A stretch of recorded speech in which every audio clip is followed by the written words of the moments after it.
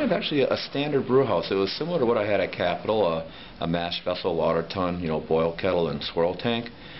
But it's a little bit larger. And it's really not that large of a brew house, by the way. This is 80 barrels. All right, and I've seen brew houses, for example, at City Brewery, they have 1,000-barrel kettles.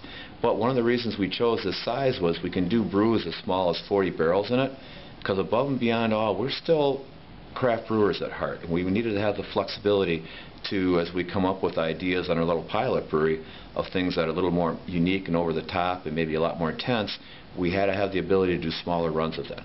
And this particular brew house gives us the best of both worlds. We can do small production runs, but as time goes on, this brew house, with the addition of a couple more pieces of equipment, could take us up to 250,000 barrels a year. Oh, the storage vessels are great. They're from our good friends out of Sprinkman and Elroy, Wisconsin. What's been very critical for us, by the way, I want to add in this project, we say Wisconsin brewery, we mean it.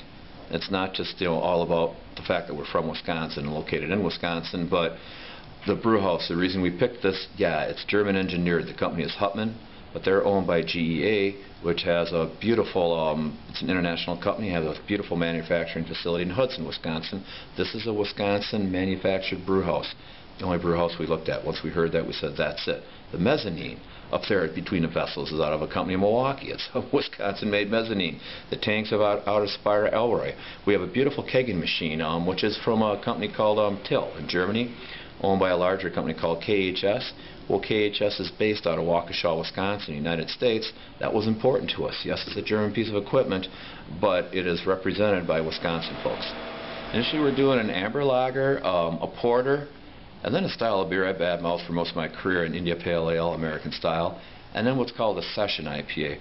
But the session IPA is session, as the word implies in all way. It's easy to drink, but very nice and hoppy.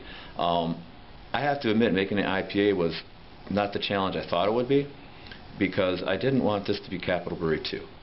I mean, we don't have any double box plant right now. I just didn't want to come over and have our identity be associated with Capital. I had a great time at Capital, loved working there, but this is a different brewery.